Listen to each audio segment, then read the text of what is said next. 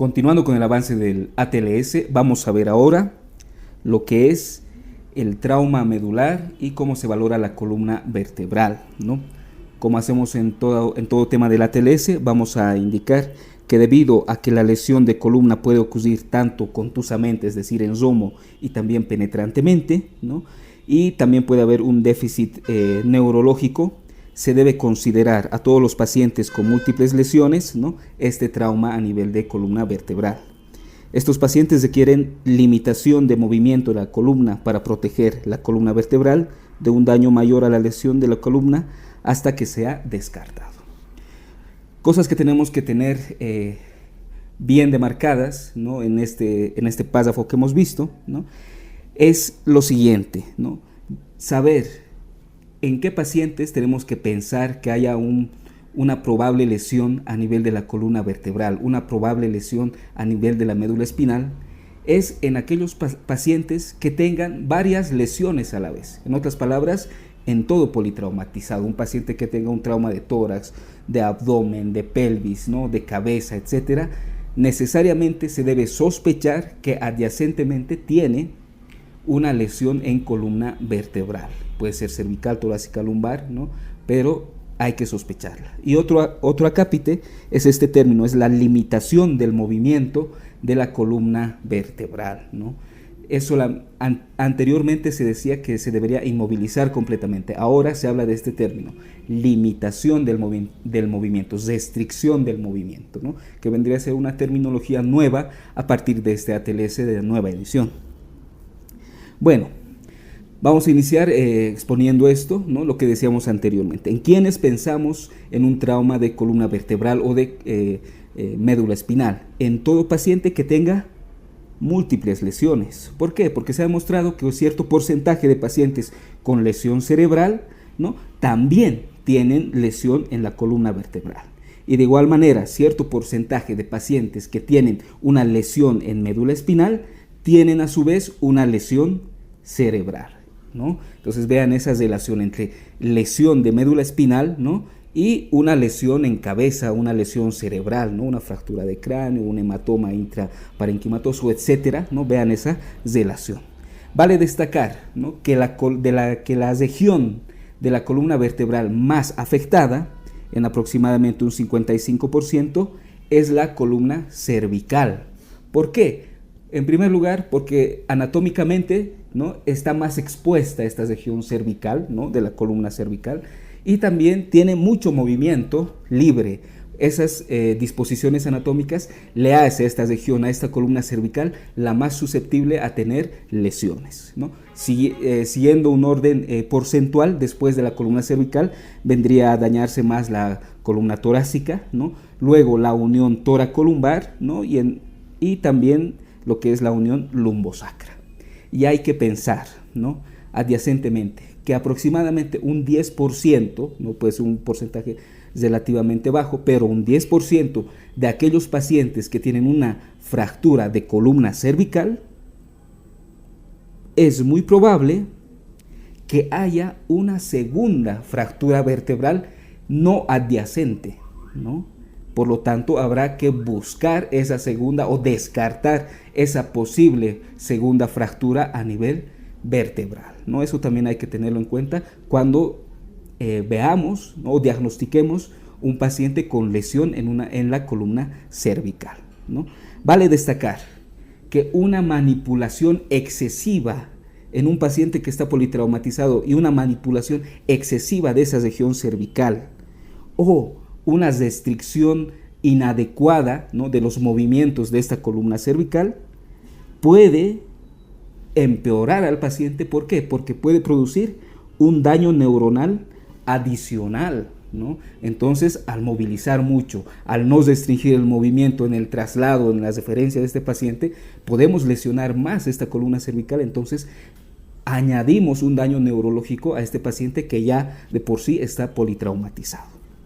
Bueno, ahora, ¿no?, muchas veces hemos visto que al referir pacientes con una lesión en columna vertebral, ¿no?, muchas veces, especialmente al referirlos cuando un hospital está muy lejano a la posta sanitaria donde estamos, etcétera, si tenemos un paciente con una sospecha de lesión de columna vertebral, muchas veces hemos querido referirlo lo más inmovilizado posible, ¿no? Con una tabla rígida, ¿no? Bien fijado ahí, con un collarín totalmente rígido, ¿no? Entonces, vale destacar, ¿no?, que actualmente, ¿no?, se está haciendo un poco más flexible en esa parte, ¿no?, especialmente con aquellos pacientes que estén muy inestables hemodinámicamente.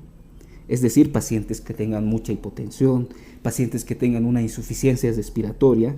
En estos pacientes no se busca ya una inmovilidad total de la columna vertebral, ¿no? En estos pacientes es suficiente con que esté en un buen decúbito supino, ¿no?, que esté en una superficie firme, ¿no?, y que se tengan las debidas precauciones, ¿no?, en el movimiento, especialmente cervical. Muchas veces es ya suficiente, ¿no?, porque más nos interesaría, ¿no?, estabilizar nuevamente al paciente que tener totalmente rígida una columna vertebral, ¿no? Bueno, cuando nosotros podemos descartar que no haya una lesión medular, ¿no? Para descartar una lesión medular, no tiene que haber ningún déficit neurológico. El paciente no tiene que sentir dolor en la región de la columna vertebral, ¿no? Y la sensibilidad en sí de toda la columna vertebral en la parte posterior tiene que estar conservada.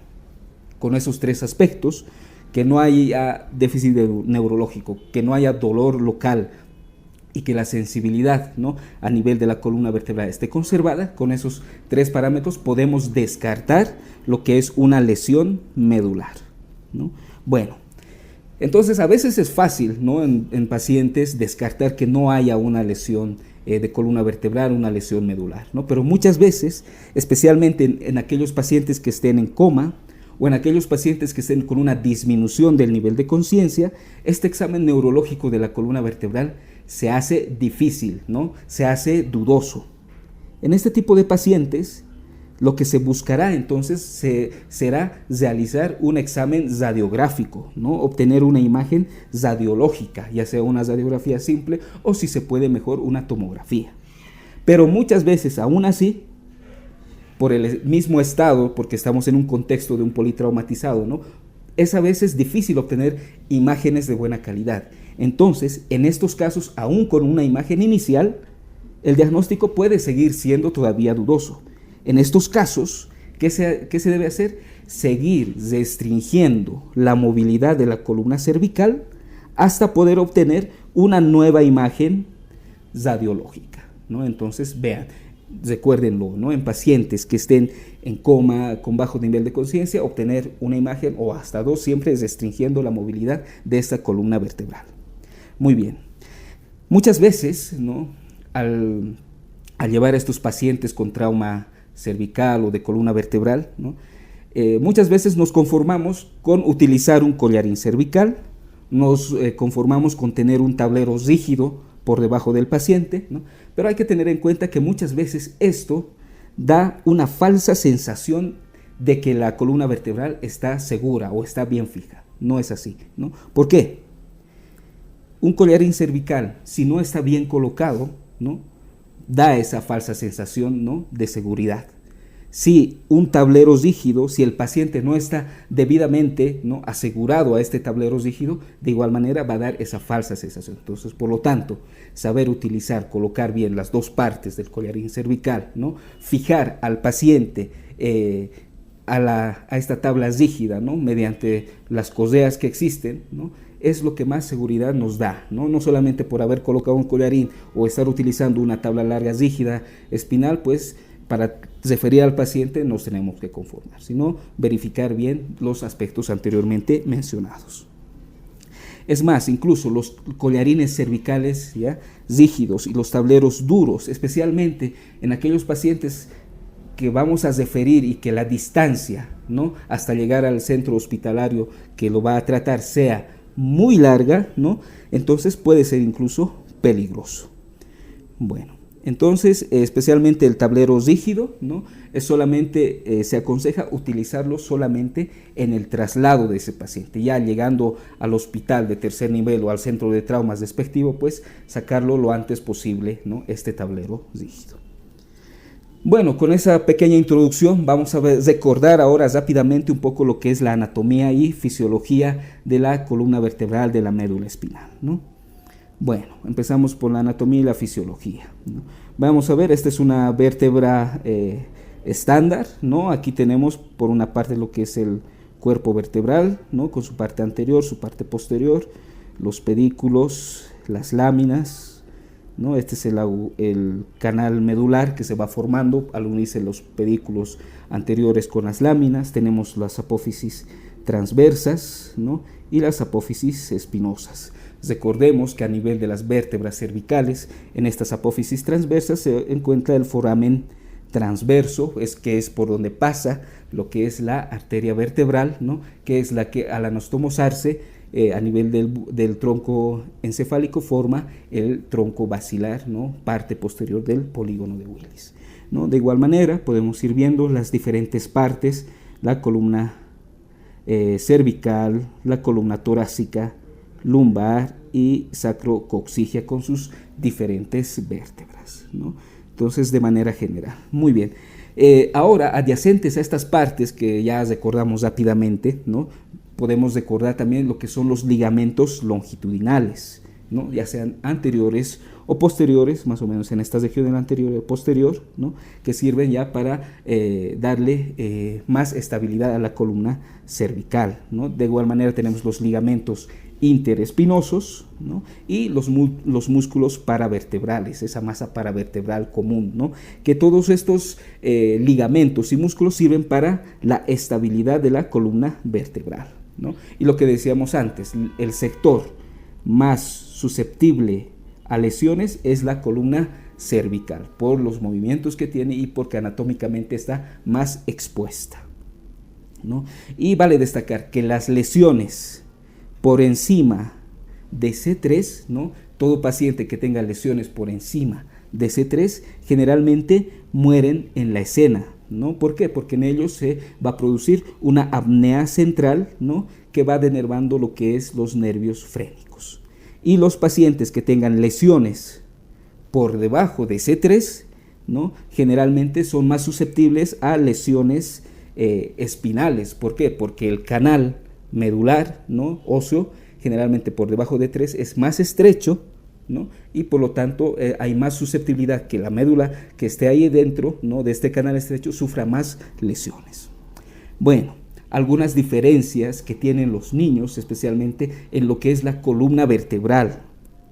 Vamos a ver que en ellos las cápsulas, ¿no? articulares que tienen son más flexibles, ¿no? De igual manera los ligamentos interespinosos y las articulaciones facetarias en ellas, en los niños, son más planas. Y de igual manera los cuerpos tienden a acuñarse más en la parte anterior, ¿no? Entonces, esto en un niño que está alrededor de los 8 años aproximadamente, ¿no? Entonces, son algunas diferencias que tienen. Ya cuando los niños tienen una edad de 12 años o más, generalmente ya la columna vertebral ya se va pareciendo más a lo que es la columna vertebral de un adulto. Bueno, y muchas veces las fracturas de la columna torácica en sí, a veces o generalmente no se acompañan de lesión medular, pero muchas veces, ya cuando la fractura se acompaña de una luxación, ¿no? A nivel de la columna torácica, o sea, una fractura luxación, sí es más susceptible de tener una lesión medular incluso completa, ¿no? Y bueno, hay una unión, la unión tóraco-lumbar, buscamos aquí en el dibujo tóraco-lumbar, esta región, donde vemos que la columna torácica está más fija, tiene poco movimiento, pero la columna lumbar es todo lo contrario, tiene más movimientos de flexión, extensión, lateral, etc. Entonces, esta región es, por esas características anatómicas, más susceptible a tener algunas lesiones. Bueno, hablamos un poco ahora más de lo que es la médula espinal, ¿no? Recordemos que la médula espinal empieza en lo que es el bulbo o la médula oblonga, también llamada, y se extiende hasta más o menos el nivel de la primera vértebra lumbar, ¿no? Y si recordamos que la médula espinal termina a nivel de ese cono medular a nivel de L1, L2 aproximadamente, ¿no? Vale destacar que de igual manera ¿no? Luego vamos a hacer aquí un esquema de lo que es la médula espinal. Y este es el cono medular. Luego viene lo que es la cola de caballo. Y esta cola de caballo, ¿no?, por ser más de características más fibrosas, generalmente es más resistente a lo que son las lesiones, ¿no? Y hablar de lesión medular, ¿no?, es hablar de una lesión medular completa y de una lesión medular incompleta. Una lesión medular completa es cuando están abolidos totalmente las respuestas tanto sensoriales como las respuestas motoras. No hay ningún tipo de respuesta ni motora ni sensorial, ¿no?, por debajo del nivel de la lesión cervical. Y una lesión medular incompleta, pues sí va a existir, aunque poca o moderada, pero va a existir una respuesta, ya sea sensitiva o ya sea motora, aunque sea de bajo grado, ¿no? Aunque exista así una pequeña respuesta, ya sería una lesión medular incompleta, que ya de por sí tiene ligeramente un pronóstico un poco más de preferencia que una lesión medular completa, ¿no? Y bueno, hay que saber, si nosotros recordamos la configuración interna de la médula, ¿no?, sabemos que por ahí hay tractos ascendentes, descendentes, sensitivos, motores, etcétera, ¿no?, que 3 de estos tractos son fácilmente reconocibles a la semiología, al examen neurológico, que vendría a ser el haz córtico-espinal, que vendría a ser la vía motora, el haz espinotalámico, ¿no?, que vendría a ser ya una vía sensitiva, especialmente termoalgésica, ¿no?, de la temperatura y el dolor, y las columnas dorsales, ¿no?, el cordón posterior, ¿no?, si recordamos, que vendría a ser enteramente sensitivo. Estas 3 vías son fáciles, ¿no?, de explorar semiológicamente. Por ejemplo, ¿no?, vamos a ir directamente para ver lo que es el haz córtico-espinal. Si recordamos, la vía piramidal es el que permite hacer, ¿no?, o dar respuestas motoras, nos permite un movimiento voluntario. Entonces, si el paciente, ¿no?, tiene contracciones musculares voluntarias, si el paciente politraumatizado le decimos mueva la mano derecha, mueva la mano izquierda, y lo hace, pues este haz córtico-espinal está todavía, ¿no?, en buenas condiciones. Pero si no es así, ya, y si estamos sospechando de una lesión a nivel de la columna vertebral, es probable que esté afectado, ¿no? De igual manera, el haz espinotalámico, ¿no?, que vendría a ser el que lleva lo que es las sensaciones de termoalgesia, ¿no?, entonces lo podemos estimular ya sea térmicamente o con dolor, y qué mejor manera que es realizarlo con un pinchazo, con una aguja hipodérmica. Si el paciente siente dolor, pues significa que este haz espinotalámico aún todavía está conservado, por lo menos del lado que estamos explorando. Y de igual manera, las columnas dorsales, ¿no?, recuerden que las columnas dorsales nos sirven para la sensibilidad profunda, la sensibilidad de la posición y la vibración, ¿no? Entonces nos podemos valer, ¿no?, de que el paciente pueda reconocer la posición de los dedos de los pies, por ejemplo, o de las manos, ¿no?, y la sensación de vibración, ya sea usando un diapasón, ¿no?, o incluso un celular en posición de vibración, ¿no? Entonces, si el paciente reconoce esas sensaciones, ¿no?, es muy probable que esta vía, ¿no?, de la columna dorsal posterior de la médula espinal esté todavía conservada, ¿no? Entonces, esto a tener en cuenta, ¿no?, especialmente en los servicios de emergencias. Vamos a hablar un poco de lo que son los dermatomas, ¿no? ¿Qué serían los dermatomas en sí? Son regiones de la piel, ¿no?, que estarían inervadas, ¿no?, por la parte sensitiva de una raíz específica, ¿no? Tenemos aquí un pequeño ejemplo, ¿no?, donde vemos la distribución de varios dermatomas, ¿no? Entonces, estos dermatomas nos dan la parte sensitiva, ¿no? Y se habla de lo que es el nivel sensorial, que vendría a ser el dermatoma más bajo, ¿no?, que aún tiene conservado esa sensibilidad, ¿no?, de manera normal. Vale destacar que entre C1 y C4 las sensaciones pueden ser variables, ¿no?, y las lesiones y las afecciones de C2 hasta C4 más involucradas con la inervación de pectoral generalmente son ya un poco más específicas. Bueno, entonces ahora vamos a ver un poco el resumen de los dermatomas, ¿no?, que por lo menos tenemos que tener en la cabeza en el momento de atender a un paciente politraumatizado, ¿no? Por ejemplo, C5 nos sirve para recordar que está ahí la sensibilidad de lo que es el deltoides, ¿no? Y C6, C7 y C8, ¿no? Lo podemos decorar fácilmente, ¿no? C6, C7 y C8. C6 pulgar, C7 dedo medio, C8 dedo meñique, ¿no? Esto es fácil de recordarlo y lo buscamos aquí en esta región, ¿no? C6, C7, C8, ¿no? De igual manera, el T4 estaría a nivel de los pezones, ¿no? Buscamos este T4 a nivel de los pezones, ¿no? T8 a nivel del esternón y apófisis sifoides, ¿no? T10 a nivel del ombligo, lo buscamos aquí y aquí está. Ese es el dermatoma que está a nivel del ombligo.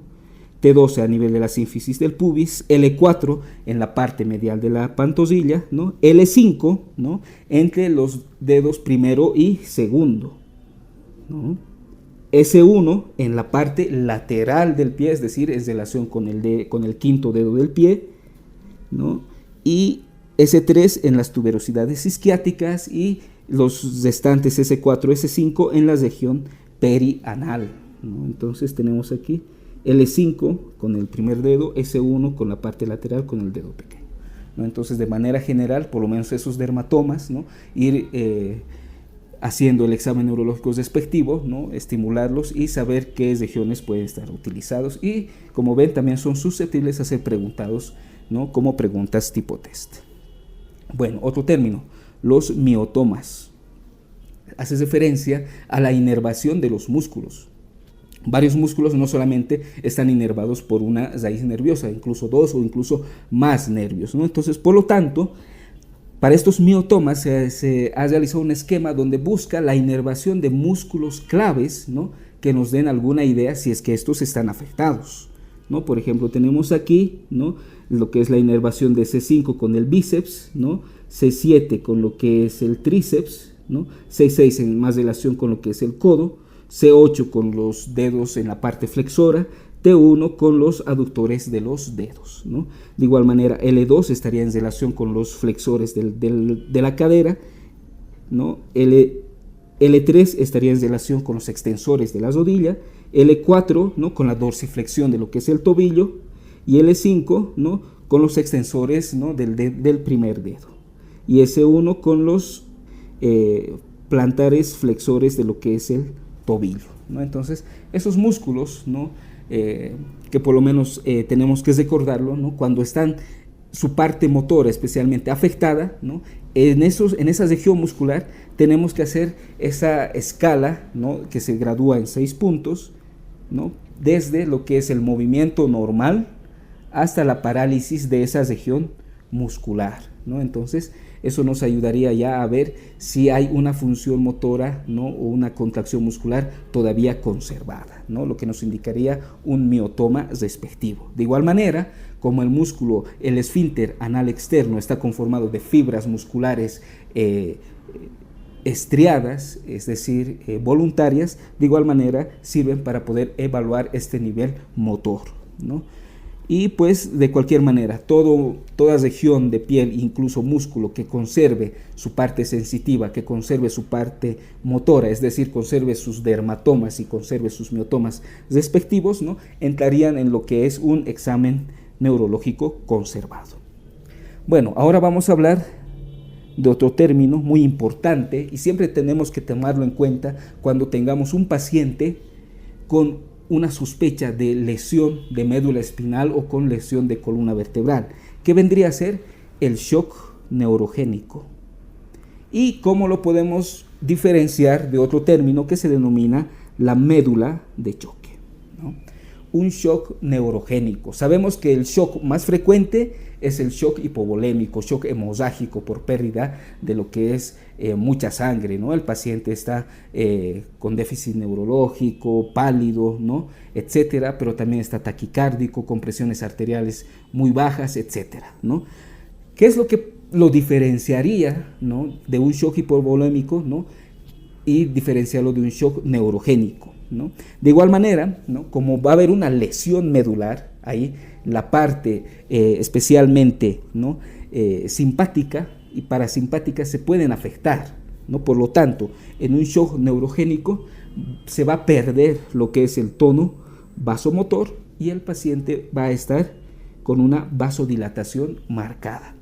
De igual manera, al perderse lo que es la parte de la inervación simpática hacia el corazón, y esto considero que es muy clave para poder reconocer un shock neurogénico, ¿no? Como se pierde esta parte simpática de inervación al corazón, el paciente se va a encontrar con bradicardia, ¿no? Que en un shock hipovolémico el paciente tiene más que todo taquicardia, ¿no? Entonces vean, paciente con mucha vasodilatación, por lo tanto presiones arteriales bajas, pero acompañadas de una bradicardia, ¿no? Y que estemos sospechando de una lesión a nivel medular, es muy probable que haya un shock neurogénico de por medio. Pero de cualquier manera, ¿no? Aunque lo sospechemos de entrada, se debe descartar un shock hemodágico, ¿no? Se hará una ecografía FAS, se hará una ecografía de región abdominal, etcétera, un lavado peritoneal diagnóstico, ¿no? Antes de poder decir efectivamente, diagnosticar efectivamente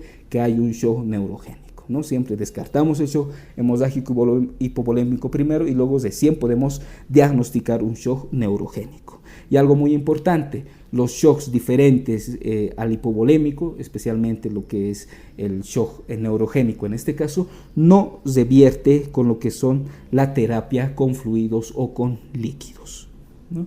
Y bueno, la médula de choque más que todo se refiere, ¿no? Cuando el paciente, ¿no? Sufre en primer lugar una ausencia del tono muscular de una región respectiva, por lo tanto esa región va a estar flácida, ¿no?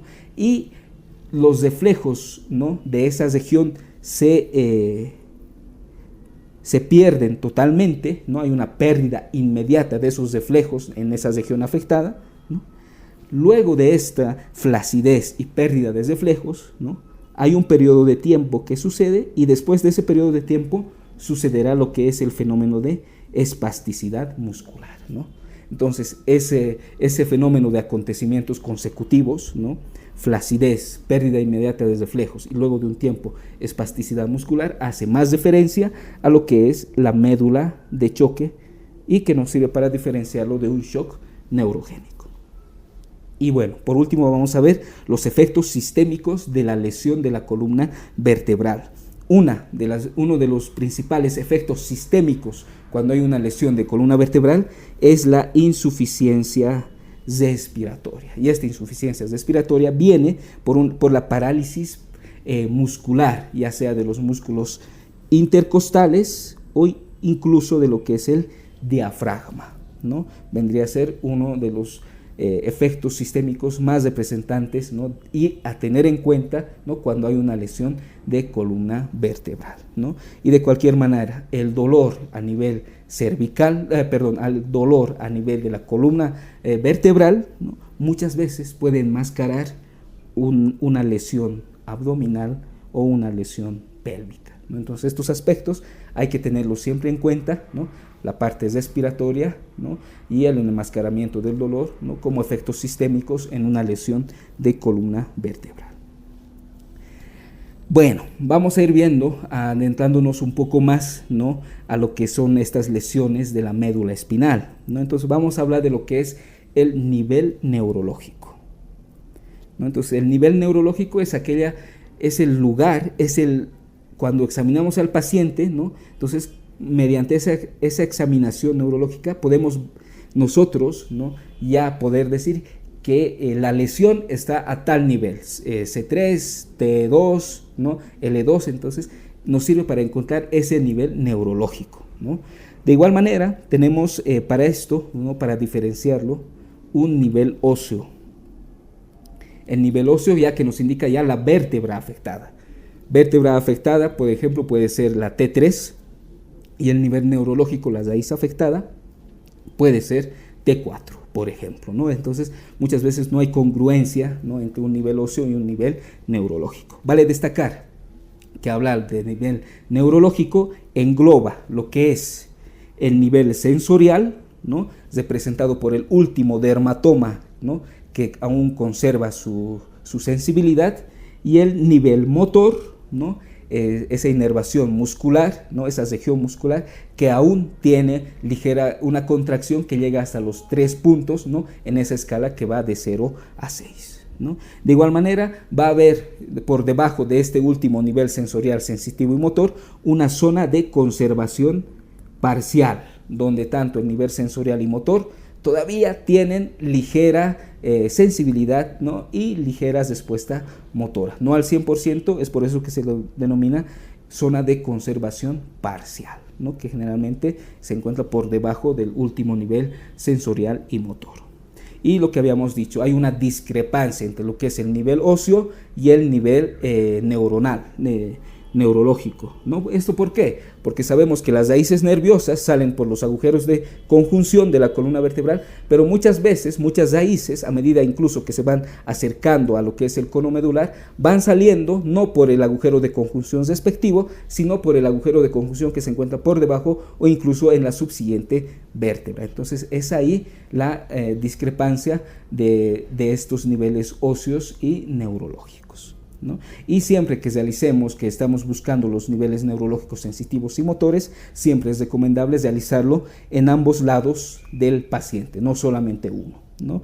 Y bueno, si vemos, ¿no?, que hay una inestabilidad y que nos hace sospechar de una lesión a nivel vertebral y medular, pues siempre estabilicemos, ¿no?, restringiremos la movilidad de esta columna vertebral, es decir, estabilizamos lo que es el nivel óseo, y esto nos sirve ya para que en los posteriores exámenes que le hagamos al paciente veamos cómo va evolucionando el nivel neurológico.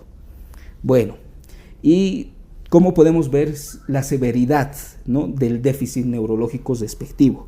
Por ejemplo, los pacientes parapléjicos, ¿no? Es decir, que no tienen esa sensibilidad, hay pérdida de la función sensitiva y motora, especialmente en las extremidades inferiores, eso vendría a ser la paraplegia, que puede ser completa o incompleta. Recordemos, completa es que no hay nada de función sensitiva y no hay nada de función motora. Incompleta, pues puede haber algo de función sensitiva o puede haber algo de función motora. A eso se refiere lesión completa o incompleta.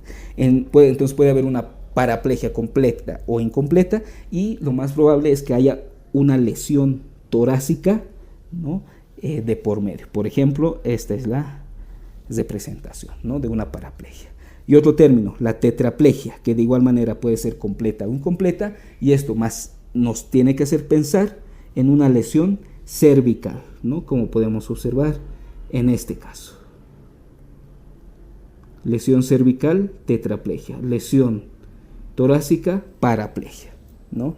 Y pues bueno, entonces recordemos la lesión completa y la lesión incompleta, pues cuando hay parcialmente, ¿no?, aunque un poco de sensación sensitiva o función motora aún conservada.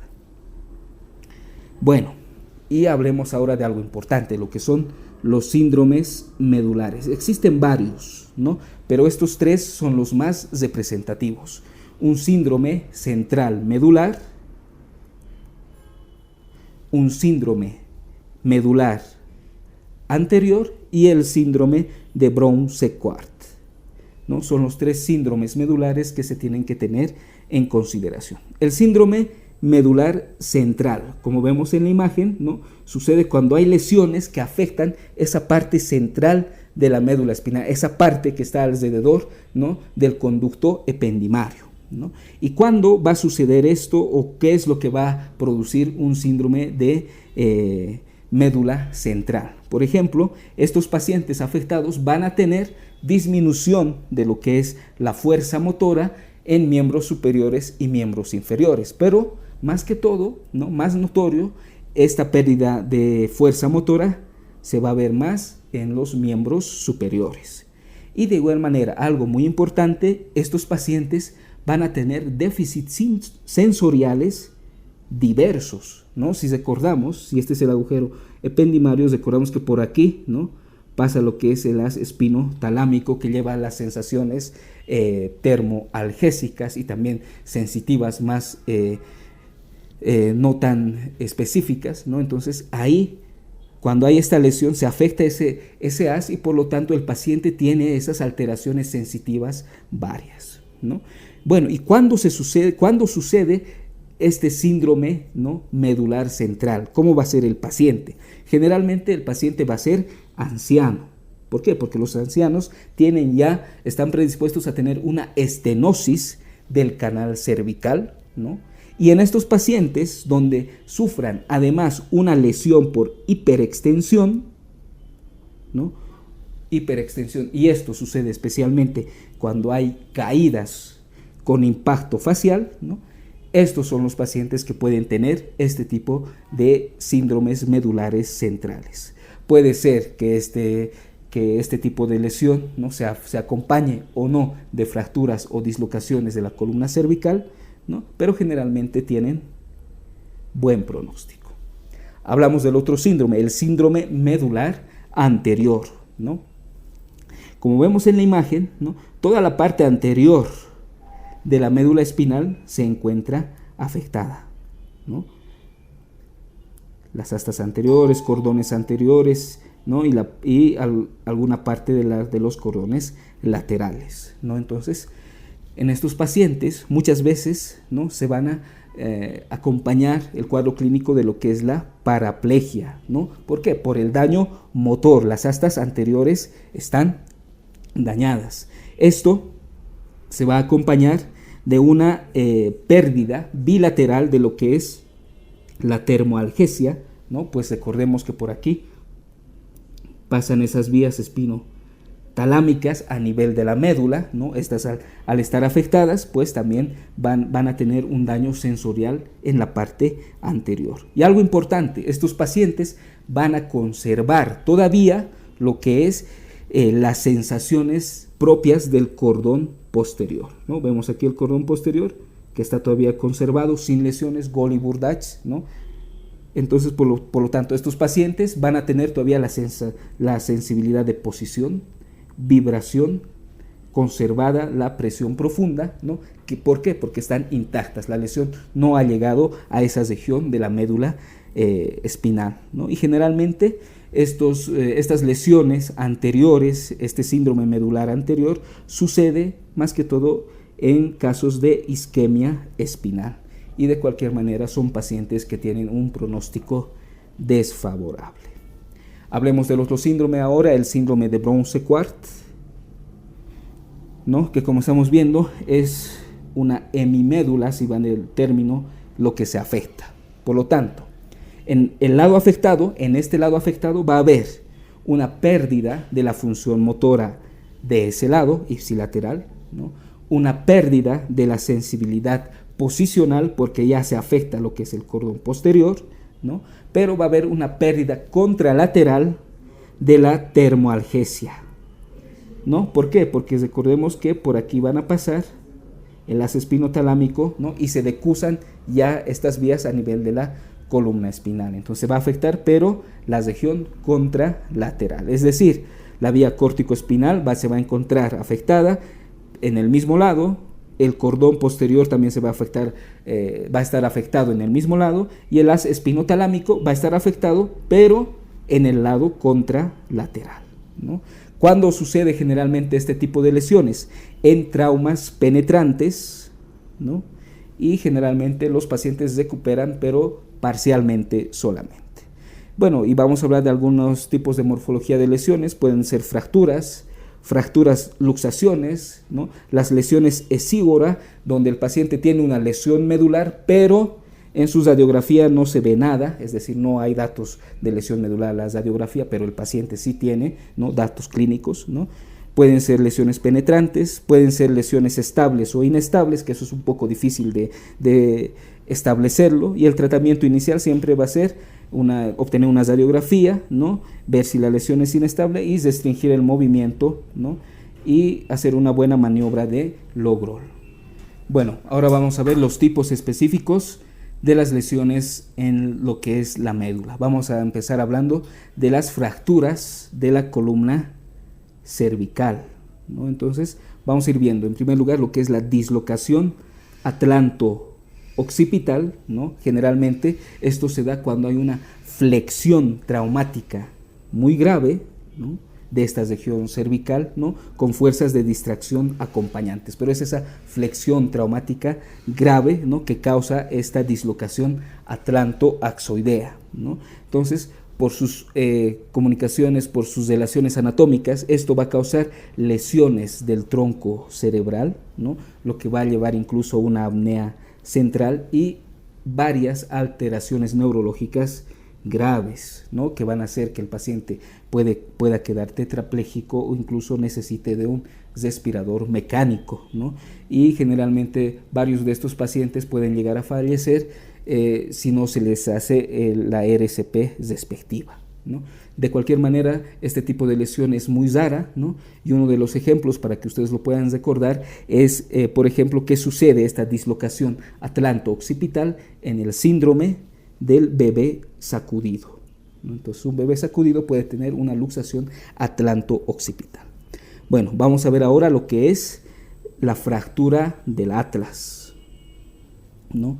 También es conocida esta fractura como la fractura por estallido de Jefferson, ¿no? Cuando sucede esta fractura por estallido, que es la que vemos en la imagen, ¿no?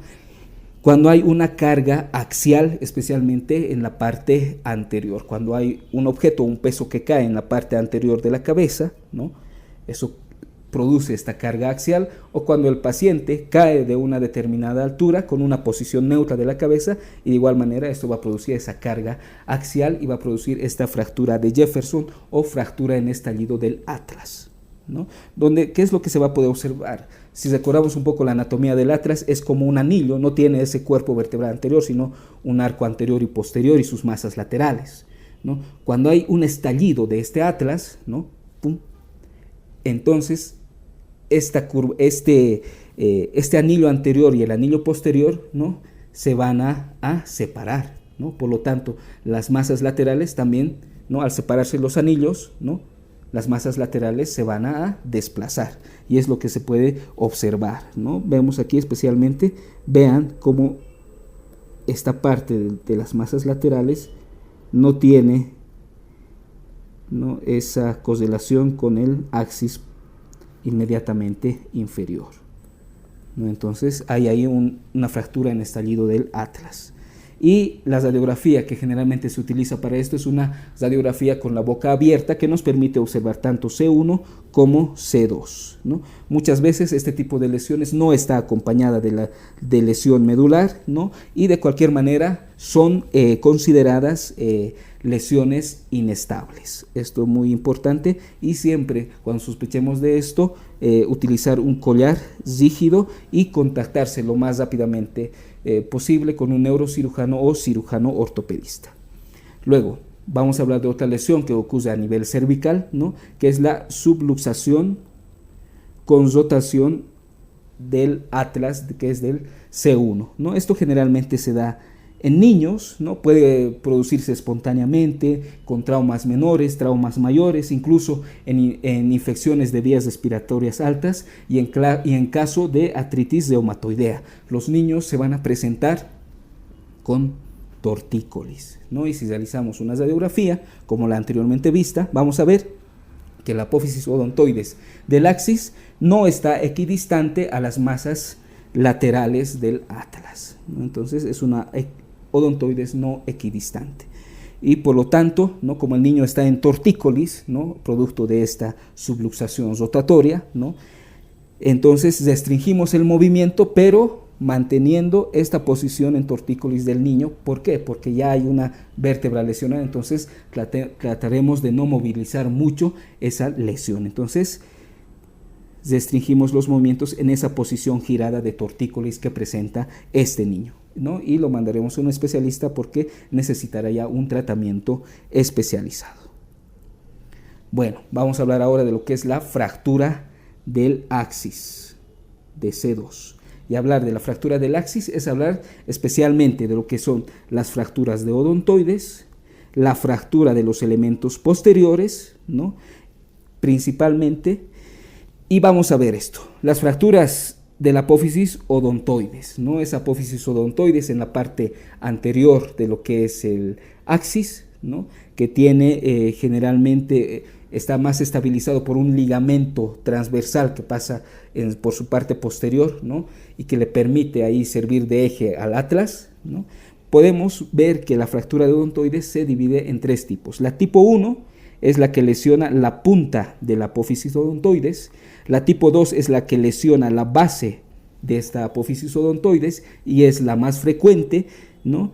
Y de cualquier manera, en este tipo 2 que lesiona la base odontoidea, no hay que hacer un diagnóstico diferencial en los niños especialmente porque ahí se encuentra un cartílago que está en crecimiento y puede asemejarse a una fractura, pero solamente es un cartílago que aún no está siendo osificado. Y la tipo 3 que vendría a ser las fracturas de la base. Entonces vemos ahí que esta vértebra del axis, como están viendo, es una de las más voluminosas en lo que es la columna cervical, ¿no? Vean especialmente el grosor de la apófisis espinosa que tiene, ¿no? Y este vendría a ser su apófisis odontoidea. Y arriba de este está el atlas.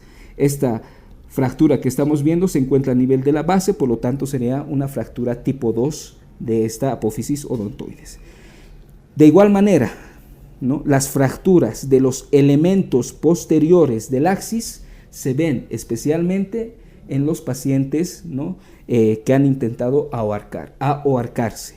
Por lo tanto, esta fractura es denominada la fractura del ahorcado. ¿Por qué? Porque lesiona especialmente las partes interarticulares posteriores. Como vemos aquí en la imagen, tenemos lo que es el axis, ¿no? Y en estas regiones interarticulares posteriores es donde se ha producido esta fractura, ¿no?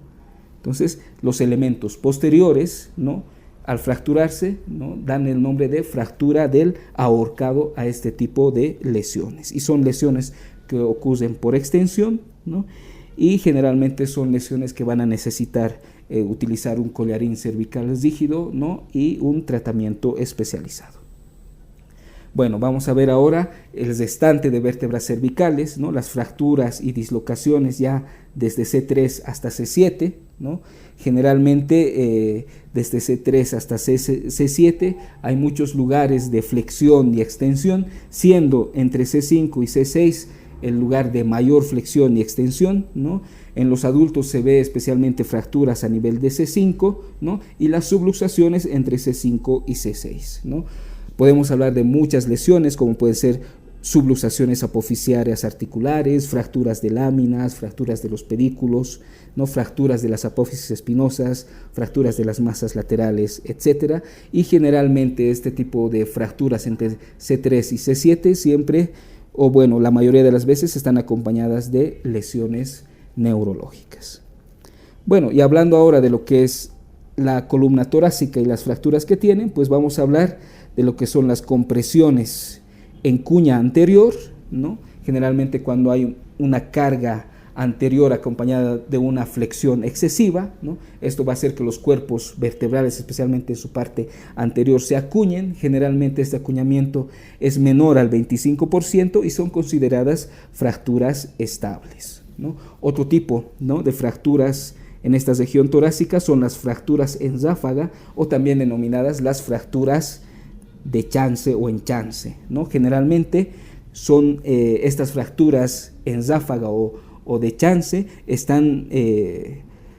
se producen cuando hay una flexión, ¿no? Una flexión excesiva, ¿no? En un eje anterior en el paciente, ¿no? Como podemos observar en esta imagen, ¿no? Se pueden observar fracturas transversales, ¿no? A través del cuerpo, incluso un ligero acuñamiento en la parte anterior, ¿no? Generalmente esto se da en caso de choques de vehículos, ¿no? Donde los pacientes han utilizado de mala manera el cinturón de seguridad, utilizando solamente la parte inferior de este, como podemos observar en este caso.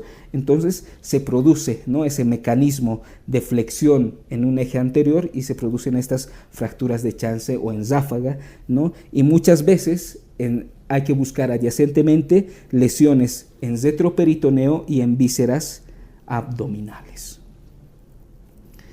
Bueno, las fracturas, luxaciones o luxofracturas también de esta región son generalmente raras, ¿no?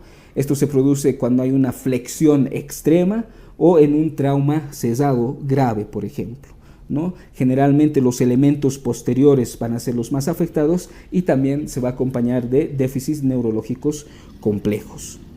Bueno, y vamos a hablar ahora de lo que es la fractura de la unión tóraco-lumbar. Recordemos que la columna vertebral torácica es fija, pero la columna lumbar tiene mucho movimiento, por lo tanto esa unión tóraco-lumbar, ¿no?, va a ser susceptible a lesiones por esas características anatómicas, ¿no? Y el mecanismo que lesiona esto es una hiperflexión aguda, ¿no?, acompañada de rotación, ¿no? Entonces, por lo tanto, son un tipo de fracturas inestables, ¿no? Generalmente se da en caídas desde altura, ¿no?, cuando el sustento de flexión con alta transferencia de energía también se produce. Generalmente, como estamos en la unión tóraco-lumbar, recordemos que en L1 es donde termina la médula espinal mediante el cono medular. Entonces este cono medular se puede lesionar, ¿no?, en este tipo de fracturas tóraco-lumbares. Por lo tanto, el paciente presentará disfunción vesical, disfunción intestinal y disminución de la sensibilidad en miembros inferiores, porque de esa región anatómica es donde nacen los nervios que se dirigen, ¿no?, a la parte inferior pélvico y miembros inferiores del paciente, ¿no? Por lo tanto, en estos pacientes, ¿no?, hay que hacer movimientos de rotación, ¿no?, muy cuidadosos, es decir, la maniobra del Oxol tiene que ser muy cuidadosa. Bueno, vamos a ver ahora lo que son las fracturas lumbares, que de manera general tienen las mismas características de las fracturas de columna torácica y columna lumbar, pero vale destacar que ahí, por la presencia de lo que es la cauda equina o la cola de caballo, ¿no?, los déficits neurológicos completos en sí no se presentan en mucho, o sea, es raro por la presencia de esta cola de caballo. Vamos a hablar ahora también de lo que son las heridas penetrantes que pueden afectar a la médula espinal, ¿no? Estas lesiones penetrantes nos pueden dar, sí, un déficit neurológico completo, ¿no?, ya sea por la misma trayectoria del arma, ¿no?, o bala que ha producido la lesión, o por la transferencia de energía en caso de ser, ¿no?, un misil, ¿no?, disparado, por ejemplo. Generalmente estas heridas penetrantes son más o menos estables, ¿no? Y de cualquier manera, como estamos en región cervical, vamos a hablar de las lesiones contusas, ¿no?, de la arteria carótida y de la arteria vertebral, ¿no? Lesiones en romo contusas de esta región cervical pueden lesionar ya sea la carótida o la arteria vertebral, lo que necesitará un diagnóstico y tratamiento temprano. ¿Para qué? Para poder evitar los episodios de accidentes cerebrovasculares, ¿no? Y generalmente muchas lesiones contusas, ¿no?, de esta región cervical, si lesionan carótida o vertebral, pues también hay que buscar, ¿no?, lo que son fracturas en C1, C3, fracturas, luxaciones e incluso fractura de los agujeros transversos, que es por donde pasan las arterias vertebrales. Bueno, vamos a hablar un poco de lo que es la evaluación radiográfica en estos pacientes, ¿no? Vamos a ver la evaluación radiográfica de la columna cervical, que como estamos viendo en el tema es la que más nos interesa por ser la que más lesiones puede presentar, ¿no? Generalmente estábamos hablando de lo que es el uso de las tablas largas rígidas, ¿no?, y el uso de collarines cervicales, ¿no?, que actualmente ya no son muy estrictos, ¿no?, en mantener una fijación, una inmovilidad completa de la columna vertebral, sino ahora más se habla de lo que es la restricción de movimiento de la columna vertebral, ¿no? Esto de acuerdo a las nuevas directrices que existen, y hay incluso algunas indicaciones donde, ¿no?, estas tablas rígidas, el uso de collarines, ¿no?, se pueden obviar, ¿no?, incluso sin tener aún las radiografías respectivas, ¿no? Tienen ahí un algoritmo en el texto de la TLS para su mejor estudio.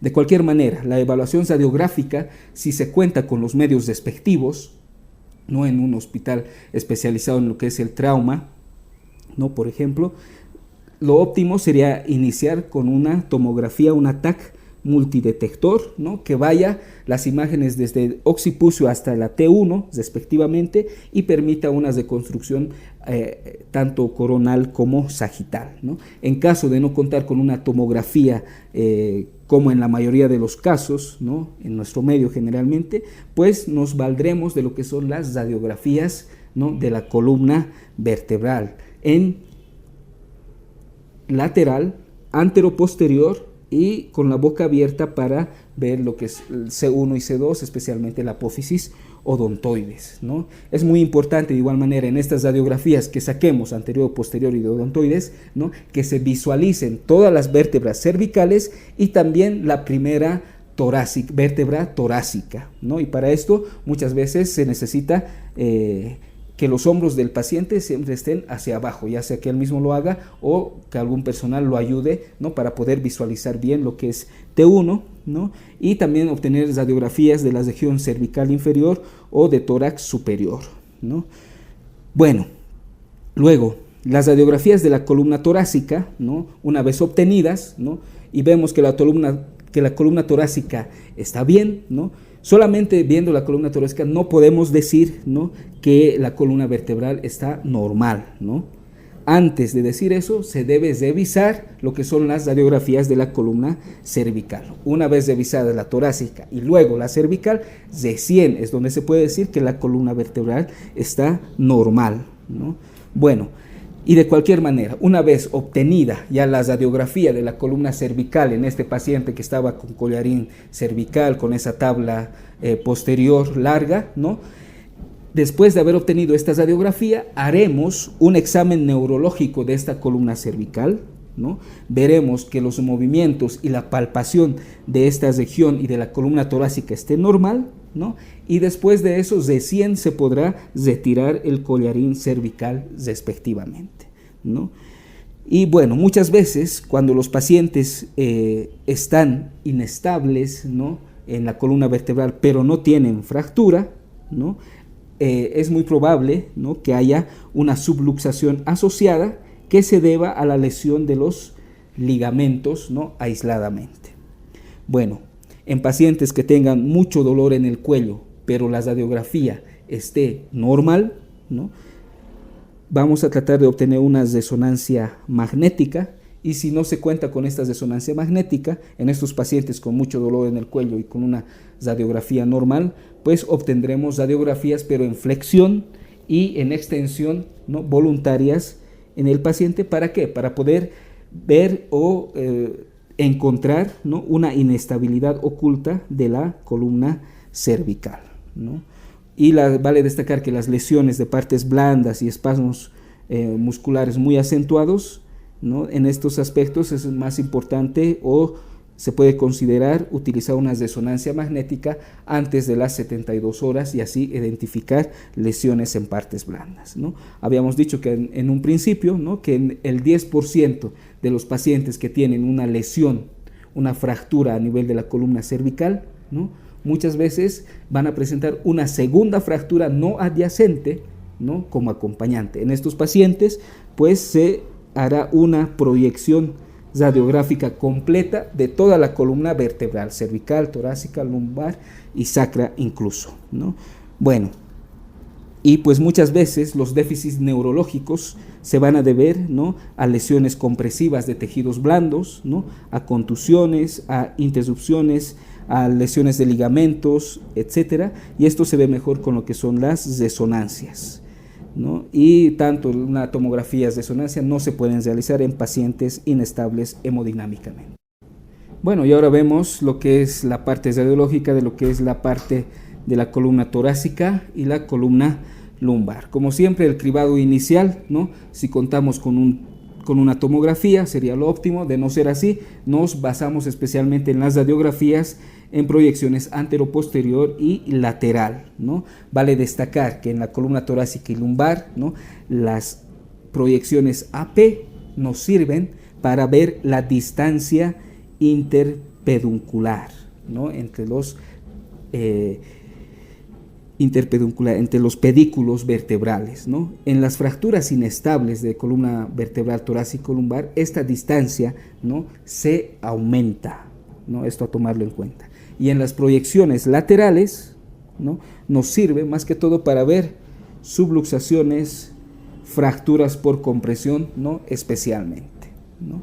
De igual manera, la tomografía, ¿no?, ya es más específica para ver lo que son los elementos posteriores, el compromiso del canal medular por algún estallido, fractura por estallido de las vértebras, ¿no? Y de cualquier manera una tomografía también nos permite reconstruir coronal y sagitalmente las imágenes, ¿no? Muchas veces, ¿no?, en pacientes que son llevados o referidos y que tienen que pasar largas distancias, ¿no?, se aconseja no esperar, una vez realizada, claro, esto, no esperar la interpretación de los rayos X hasta el final, ¿no?, antes de retirar esa tabla rígida, esa tabla larga, ¿no?, espinal. ¿Por qué? Porque hay ya en este tipo de pacientes una posibilidad de úlceras de presión. Bueno, y vamos a ir viendo cómo gestionamos el tratamiento ya de manera general cuando sospechamos de un paciente con lesión de columna vertebral o médula espinal, ¿no? Empezamos siempre con la restricción del movimiento espinal, ¿no? Esta restricción tiene que ser tanto por encima como por debajo de la lesión sospechosa, ¿no?, hasta que nosotros descartemos una fractura de esa región de la columna vertebral, ¿no? Muchas veces, ¿no?, como les decía, ¿no?, basta con una buena posición supina del paciente, evitando lo que es la rotación, evitando lo que es la flexión de la columna vertebral, ¿no? Esto acompañado de una superficie firme, ¿no?, y un collarín cervical, ¿no? Con esto ya tendríamos una buena restricción del movimiento de la columna cervical, ¿no?, como inicio del tratamiento. Si la deformidad es evidente a la inspección del paciente, incluso se recomienda no reducir esta deformación, esta posible fractura vertebral, ¿no? Vale destacar que los niños, como habíamos visto en algunas lesiones de columna cervical, pueden presentarse con tortícolis, ¿no? Y muchos ancianos en sí ya tienen una posición en cifosis acentuada, pero por degeneración, ¿no?, de las articulaciones intervertebrales, ¿no?, o de las vértebras en sí. En este tipo de pacientes no se debe buscar una rigidez total de la columna cervical, sino solamente ya basta en ellos restringir cómodamente, si está en tortícolis o tiene esa cifosis acentuada, restringir cómodamente, ¿no?, su columna vertebral, ¿no? En pacientes obesos, por ejemplo, incluso también se va a tener que utilizar muchas veces un acolchado suplementario, ¿no?, para poder englobar toda la circunferencia de lo que es la región cervical, ¿no? Si al realizar estos movimientos de restricción de los movimientos cervicales, esto produce mucho dolor, ¿no?, se recomienda no hacer estos movimientos de alineación, ¿no?, ni hacer muchos movimientos bruscos de restricción cervical, ¿no? De cualquier manera, el uso solo de un collarín cervical no asegura completamente, ¿no?, la restricción de los movimientos cervicales, sino esto tiene que ir acompañado ya sea el uso de algunos almohadones, ¿no?, esas correas de fijación para que el paciente esté bien fijado a la tabla espinal, ¿no?, y el uso de tableros espinales largos, ¿no?, por ejemplo. Con todos esos recursos ya podemos decir que hay una buena restricción del movimiento de la columna vertebral, ¿no? Y la maniobra de Lough Roll, ¿no?, que sirve para cuando el paciente llega, digamos, de la ambulancia a lo que es ya sea la posta sanitaria o al hospital que los recibe, ¿no? Entonces esta maniobra de Lough Roll sirve para esto. Como podemos observar en la imagen, generalmente se tiene que realizar entre 4 personas, ¿no? Hay una persona que se encuentra ahí estabilizando lo que es la columna cervical, ¿no?, como vemos aquí. Esta es la primera persona y hay 2 personas. Esta se encarga de lo que es la parte de extremidades superiores y tórax. La segunda persona, ¿no?, de movilizar lo que es los miembros inferiores. Y la cuarta persona que va a ser la encargada de retirar la tabla espinal rígida y poder explorar la parte dorsal del paciente, ¿no? Entonces vemos cómo empezamos a rotar lateralmente, ¿no?, al paciente, siempre manteniendo unos movimientos cervicales, ¿no?, lo mínimo posible. Empezamos a retirar la tabla espinal, ¿no?, y aprovechamos en este momento para revisar lo que es la columna vertebral, todo el dorso posterior, ¿no? Y otra vez ya ponemos al paciente en la camilla definitiva donde se le va a atender. En eso consiste la maniobra de Loxol, ¿no? Bueno, la utilización de líquidos endovenosos, ¿no? Generalmente esto nos sirve especialmente para diferenciar un shock neurogénico. Nos recordemos que un shock neurogénico se lo puedes reconocer por una hipotensión persistente acompañado de bradicardia, ¿no? Generalmente estos pacientes, después de haberle dado muchos líquidos y fluidos, no hay una respuesta, su presión arterial sigue todavía baja y no se ha encontrado ningún dato de hemorragia, ¿no? Por ejemplo, en este tipo de pacientes incluso ya hay que pensar el uso de vasopresores, porque lo más probable es que tenga ese shock neurogénico, y de cualquier manera el uso de líquidos siempre tiene que ser moderado para evitar lo que es un edema pulmonar. Y bueno, podemos ayudarnos también del uso de sondas urinarias, ¿no? Para el control de diuresis y disminuir la distensión de la vejiga, ¿no? Dentro de los medicamentos que podemos utilizar en un trauma medular, por ejemplo, están los esteroides, ¿no? Que nos ayudan en estas lesiones medulares por disminuir el edema perilesional, ¿no? Generalmente dexametasona es el corticosteroide más utilizado. Y bueno, siempre para transferir al paciente, ¿no? Transferimos todos los pacientes que diagnostiquemos o sospechemos de una fractura de columna vertebral, que tengan un déficit neurológico evidente, ¿no? Siempre trataremos de transferir con el uso de férulas, tableros largos, collarines cervicales bien correctamente utilizados, ¿no? Y algo importante de recordar para referir o transferir a estos pacientes es que las lesiones anteriores a C6, ¿no? Tienen riesgo, ¿no? De una disfunción respiratoria, ¿no? Entonces, si nosotros sospechamos que la lesión esté antes o por encima de C6, pues valoraremos si el paciente necesitará o no de una intubación orotraqueal antes de empezar la referencia de este paciente o su transferencia a un centro de trauma o un hospital de tercer nivel. Y bueno, esto es en resumen lo que es el trauma de columna vertebral y trauma medular, y espero les sirva para sus de paso.